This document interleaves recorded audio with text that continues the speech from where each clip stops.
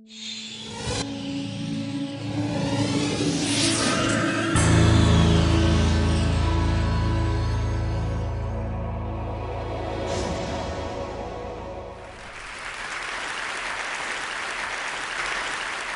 name is Seth Priebatsch. I'm the chief ninja of Scavenger. I am a proud Princeton dropout, also proud to have relocated here to Boston, where I actually grew up. And yeah, Boston. Easy wins. I should just go and name the counties that we've got around here. So I'm also fairly determined to try and build a game layer on top of the world.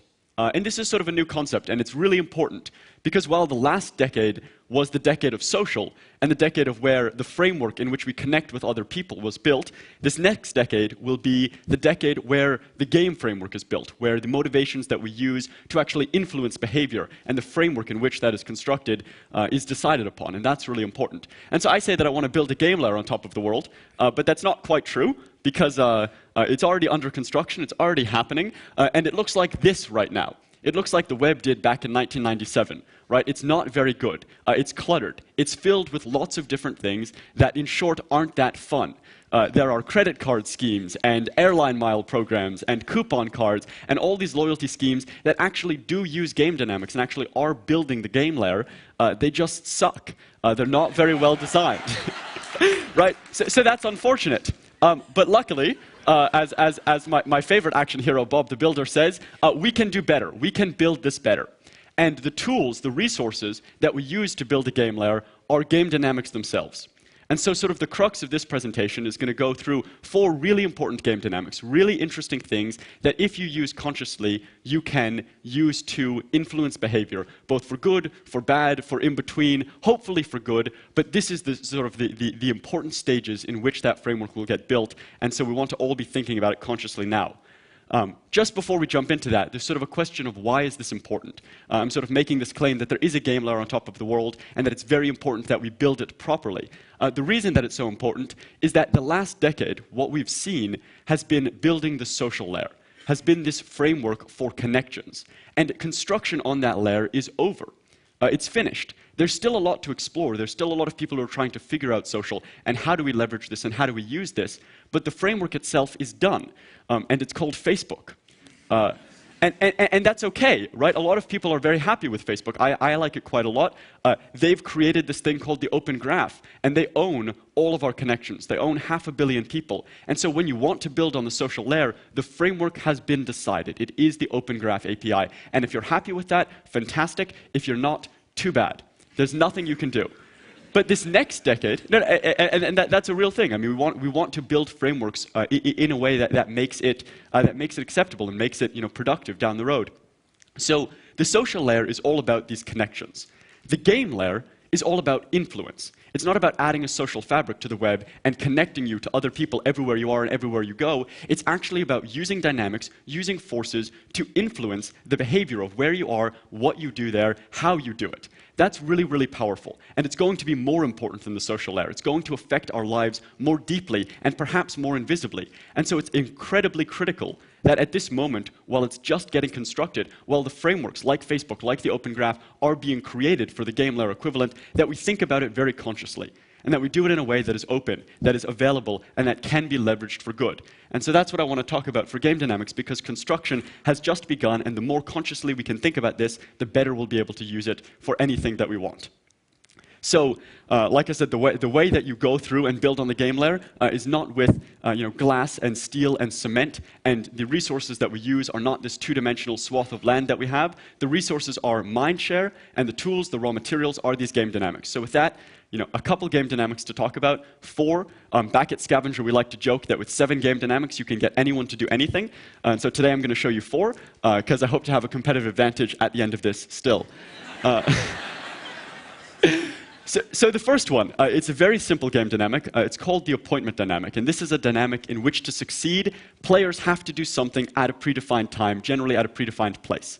And these dynamics are a little scary sometimes because you think, other people can be using forces that will manipulate how I interact, what I do, where I do it, when I do it. That this sort of loss of free will that occurs in games can be frightening. So with each dynamic, I'm going to give 3 examples. One that shows how this is already being used in the real world, so you can sort of rationalize it a little bit. One that shows it in what we consider a conventional game. I think everything is a game, but this is sort of more of a, what you would think is a game played on a board or on a computer screen. And then one, how this can be used for good. So we can see that these forces can really be very powerful. So the first one, the most famous appointment dynamic in the world, is something called happy hour.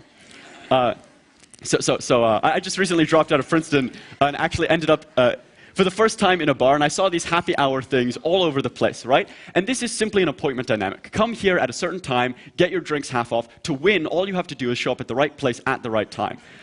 This game dynamic is so powerful that it doesn't just influence our behavior, it's influenced our entire culture. And that's a really scary thought, that one game dynamic can change things so powerfully. It also exists in more conventional game forms. I'm sure you've all heard of Farmville by now. If you haven't, I recommend playing it. You won't do anything else for the rest of your day. Farmville has more active users than Twitter. It's incredibly powerful, and it has this dynamic where you have to return at a certain time to water your crops, fake crops, or they wilt.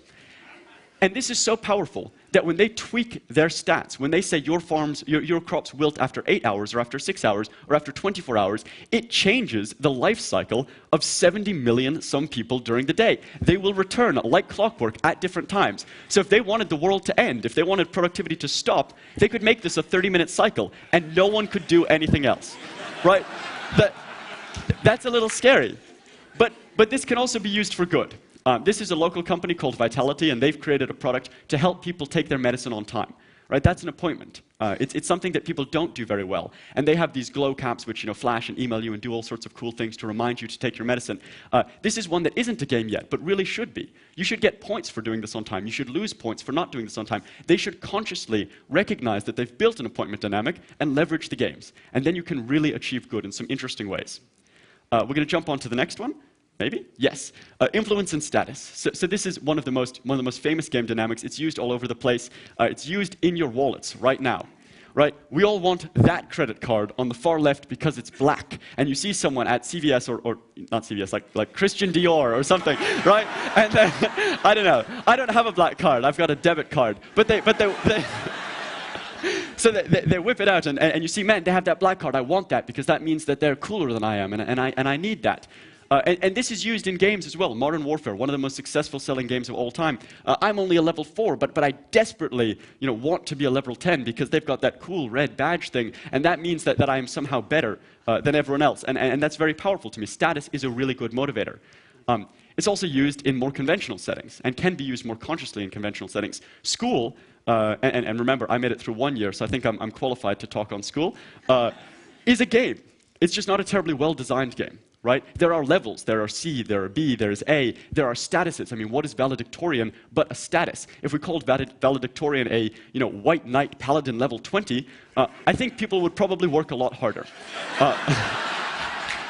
So school is a game, and there have been lots of experimentations on how we do this properly. But let's use it consciously. Like, why have games that you can lose? Why go from an A to an F or a B to a C? That sucks. Why not level up? And at Princeton, they've actually experimented with this, where they have quizzes where you gain experience points and you level up from B to an A. And it's very powerful. It can be used in interesting ways.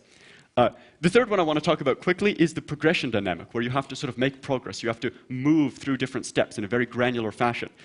This is used all over the place, including LinkedIn, where I am an unwhole individual. I am only 85% complete on LinkedIn, and that bothers me. And this is so deep-seated in our psyche that when we're presented with a progress bar and presented with easy, granular steps to take to try and complete that progress bar, we will do it. We will find a way to move that blue line all the way to the right edge of the screen.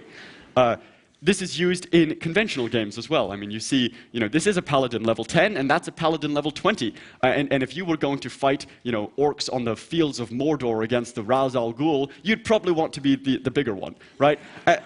I would. And so people work very hard to level up.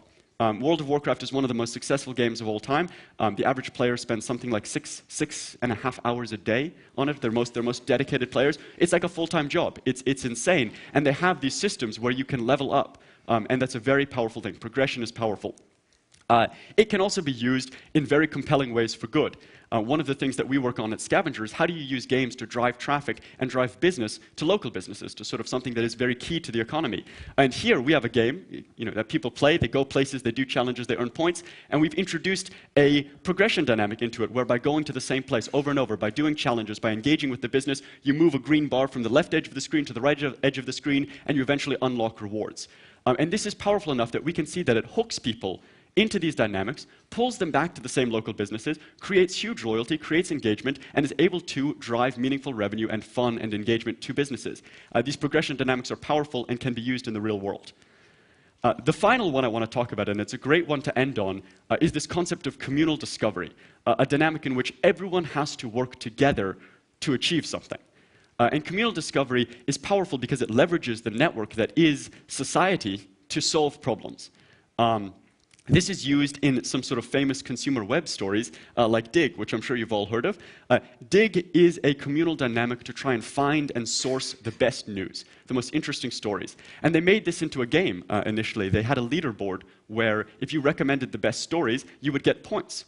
And that really motivated people to find the best stories. But it became so powerful that there was actually a cabal, a group of people, the top 7 on the leaderboard, who would work together to make sure that they maintained that position, and they would recommend other people's stories. And the game became more powerful than the goal, and they actually had to end up shutting down the leaderboard because while it was effective, it was so powerful that it stopped sourcing the best stories and started having people work to maintain their leadership.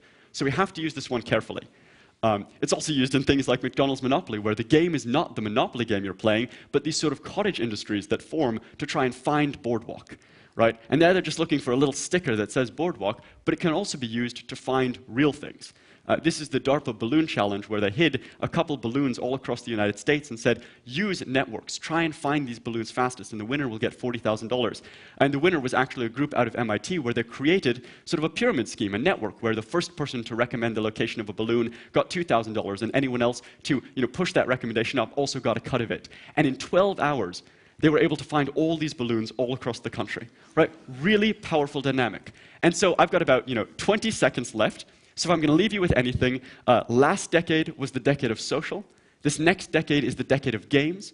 We use game dynamics to build on it. We build with mindshare. We can influence behavior. It is very powerful. It is very exciting. Let's all build it together. Let's do it well and have fun playing.